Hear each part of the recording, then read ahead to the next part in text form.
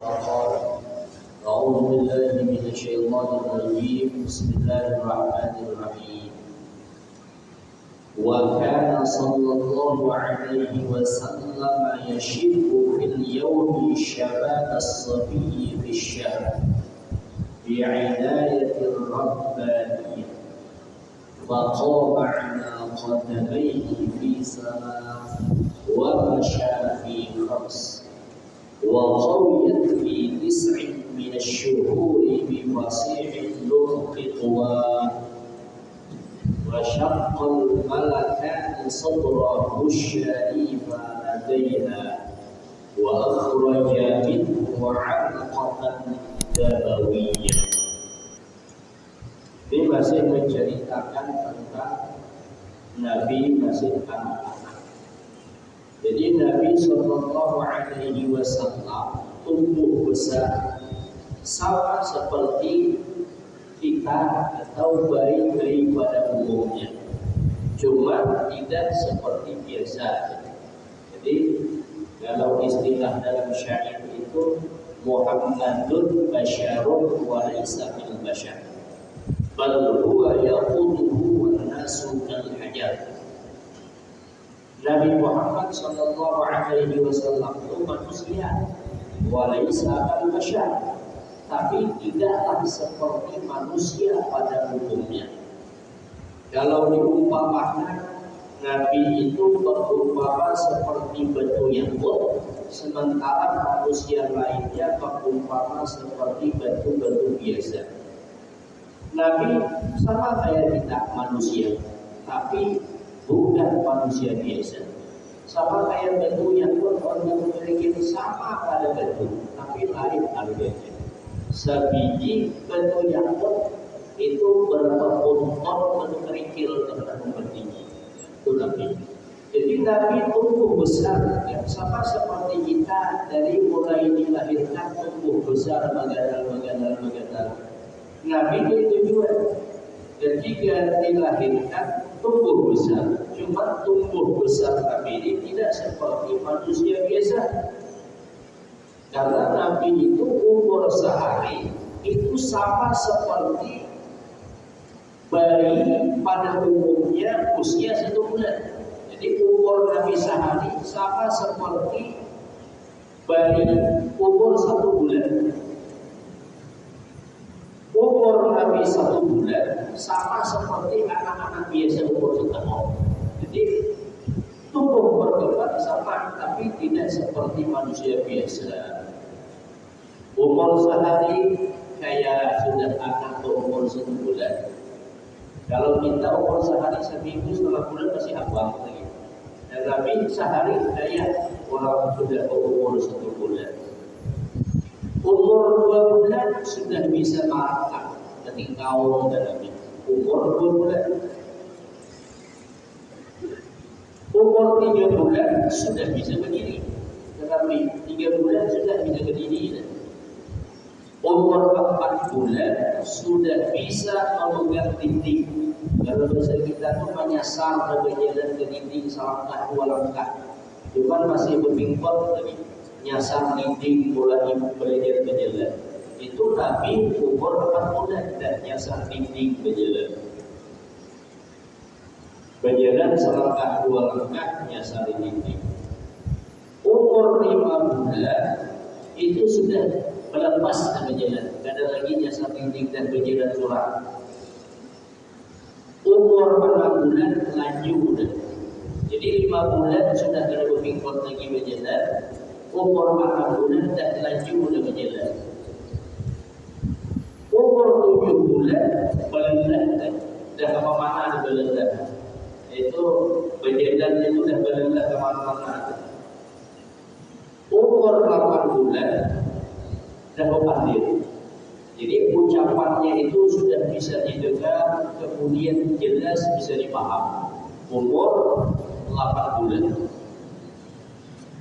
Umur 9 bulan fasih, bifasihin nutfi wa anjar. Kalau bahasa Banjarnya lantik dalam pandir. Umur 9 bulan Nabi fasih dalam pandir. Ada dari kita, ada yang tahu. Kalau anak-anak ini sampai 2-3 tahun kepanggil paling-paling umahnya yang ngerti, orang ada ngerti, belum rupanya bisa ngerti, belum jelas lagi. Umahnya ada yang ngerti, dan tetap bukan dengan orang lain ada dengan umahnya sampai Nabi umur 9 bulan fasih dan bertutur kata. Dan ketika umur 10 bulan Nabi sudah bermain panah-panahan dan bermain kalau waktu kita katakan dan main pedang-pedangan dan main plastik cakar. Nabi umur 10 bulan dan bermain panah-panahan sampai umur 2 tahun sama kayak kita. Nabi pun disapin, jadi gak ada lagi menyusul dengan Halimah. Umur 2 tahun Halimah pun menyapin Nabi, gak ada menyusul lagi.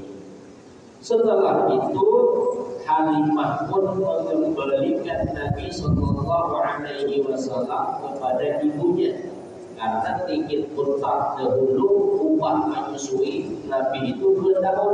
Setelah 2 tahun diberikan lagi kepada Aminah. Dengan berat hati karena sudah jadi, maka Halimah pun berangkat ke Mekah membawa Nabi, menyerahkan Nabi kepada ibunya. Dengan terisak tangis terurai air mata, kemudian Halimah meminta kembali kepada Aminah, hendak menggaduh Nabi masih lagi. Dan 2 tahun dengan payah perubahan lagi, pokoknya aku nak jaga. Karena Halimah ketika menggaduh Nabi itu kelihatan nampak jelas perubahan Halimah. Asal mulanya fakir miskin, ketika membawa Nabi ke rumah dikayakan oleh Allah. Ketika dari kampung ke Makkah itu meninggalkan unta dan kambing yang kurus-kurus. Ketika dari Mekah pulang ke rumah membawa Nabi, sudah dilihat kambing itu gemuk-gemuk dan penuh dengan air susu. Jadi kelihatan berkah membawa Nabi. Dan kehidupan Halimah pun praktis berubah. Maka ketika itu sudah sampai 2 tahun diserahkan, minta diberikan lagi, minta pulang. Maka Nabi pun diasuh oleh Halimah 4 tahun. 2 tahun menyusul, 2 tahunnya diasuh digaduh oleh Halimah. Nah, ketika Nabi berumur 4 tahun, Nabi sudah mengembala anak-anak domba dan mengembala begawi dari kita yang ini umur 4 tahun atau apa, Nabi sudah mengembala.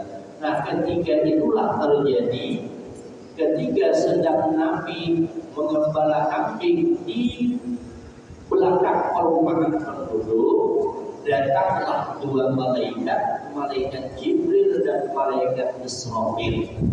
Kemudian Nabi pun dibawa ke atas gunung.